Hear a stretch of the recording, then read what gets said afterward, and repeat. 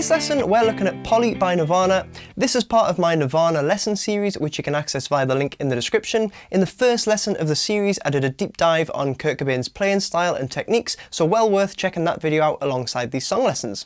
This is a pretty simple tune. There's only a couple of sections to look at. Obviously, it's originally on acoustic guitar. I'm just teaching it on electric for ease of recording, but of course play it on whichever guitar you happen to have.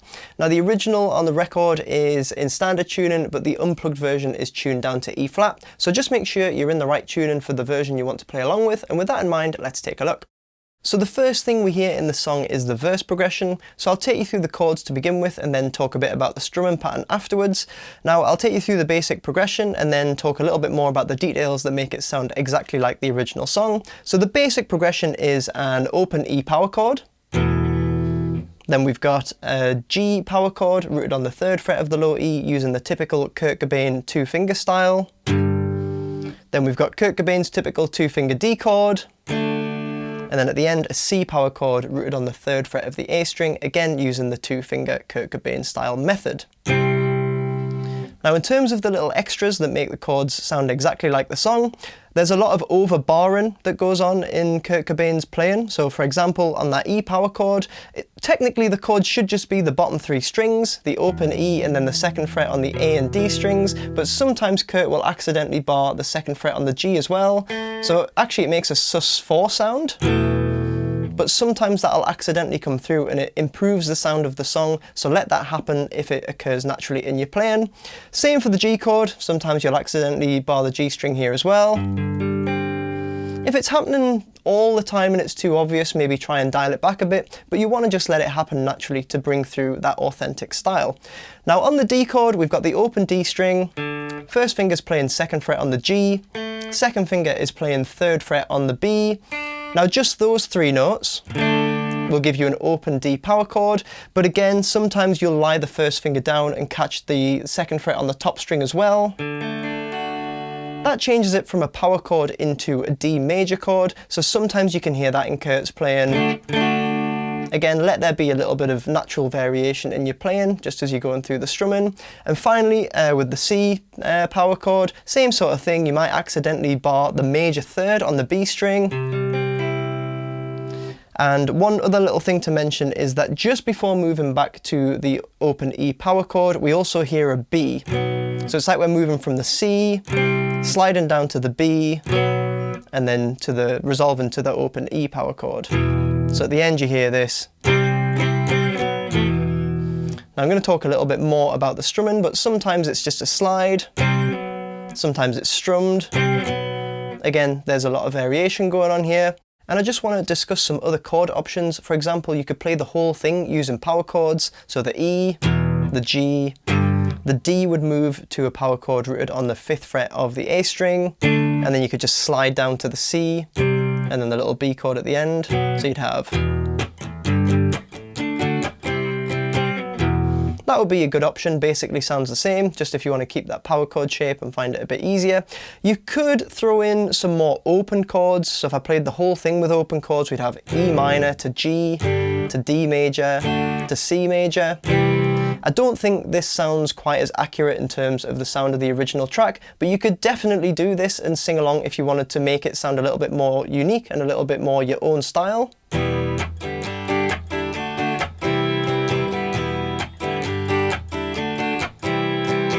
Just sounds a little bit too harmonic for me in comparison to the original, but as I say, if you're changing it up, you can feel free to do that. Just use whichever version of the chords that you like, but for the most authentic version, it's that E power chord to G, D in the open position with the 2 fingers, and then C with the little slide to the B at the end. And with the chords down, let's take a look at the strumming.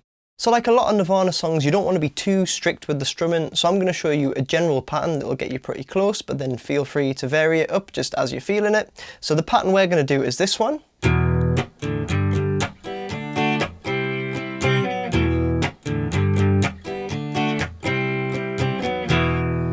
So we're going to start with a good old down strum on the open E power chord. Following this, we're going to down strum a percussive hit, so just mute the strings and then strum them. And then on the up strum, going the other way, take the left hand off and strum the open strings. This gives a little bit of leeway to move the hand into position for the G chord. So we've done down on the E, the percussive hit, and then up on the open. We're then going to strum down up on the G chord and putting all that together.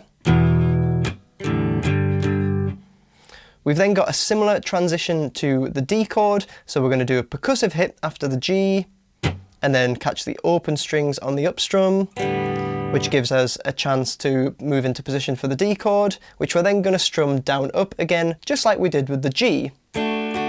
So the transition from the G to the D should feel very similar to the one from the E to the G. So then we've got another percussive hit on the backbeat after the D chord, but here's the part that's a bit different. We're going to jump straight to the C chord and catch that on the up strum. So it's actually pushed the C chord.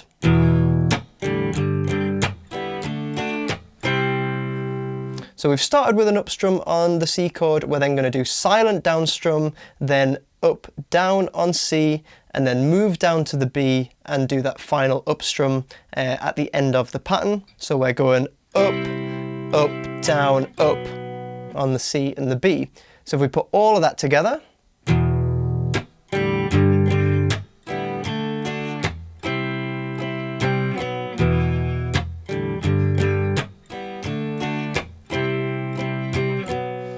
and one little variation is the B chord at the end could be a slide rather than a strum, so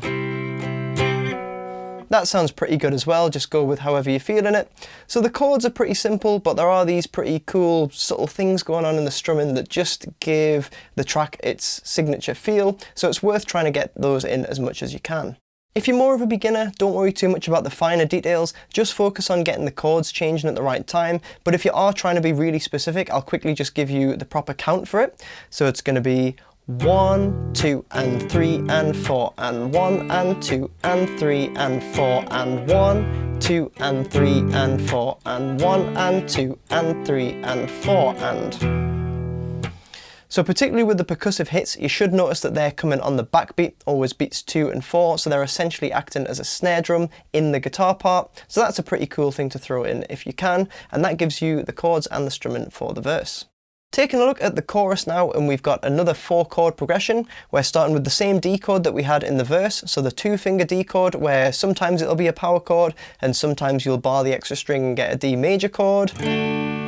Then moving to C power chord, also rooted on the 3rd fret of the A string, just like it was in the verse. Now next is a G chord, but rather than use the power chord that we had from the verse, you can see in the unplugged version that he's doing an open G power chord.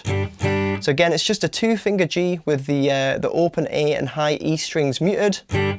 Now I like to play this chord with 2nd and 3rd fingers, but you can see in the unplugged version that Kurt's bringing 1st finger over and playing it like this. He might actually sit his 2nd finger on the A string to help keep it muted. It's not really a style that I'm used to, and I find it much easier to use the 2nd and 3rd finger, so just go with whichever finger options work best for you. And finally, we've got a B flat power chord rooted on the 1st fret of the A string. Now just like in the verses, sometimes there's going to be extra barring going on, so I've already talked about catching the top string on the D chord. Sometimes on the C you'll get the major 3rd on the B string there. G chord's probably going to stay as a power chord on this one, but then the B flat might also be barred into a major. Again, just let it happen when it happens, try not to overdo it. So if we put all that together,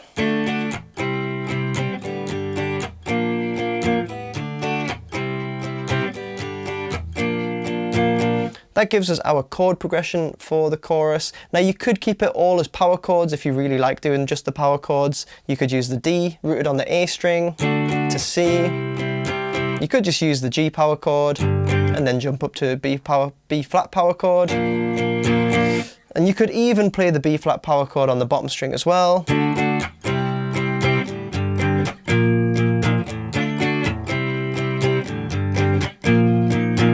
So there are options for how exactly you want to play it, but that first version that I showed you was the authentic one. And in terms of the strumming, it's kind of similar to the verse, but we're going to push every 2nd chord. So we're doing down up on the D, percussive hit on the next down strum, and then catching the up strum on the C, when then we've got the up, up, down, up, And then it's exactly the same pattern for the G and the B flat. So down, up on the G, percussive hit, catch the B flat on the up with the up, up, down, up, and then back to the D. So down, up, down, up, up, down, up, down, up, down, up, up, down, up. 1 and 2 and 3 and 4 and 1 and 2 and 3 and 4 and.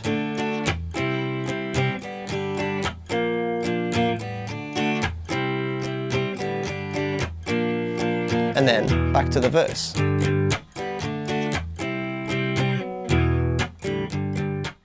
So that gives you chords and strumming patterns for the verses and choruses.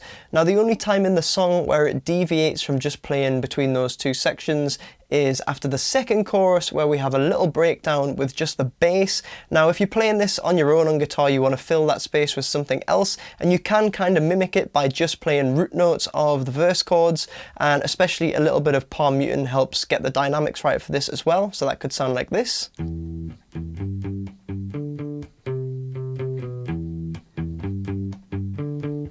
Then back into the verse,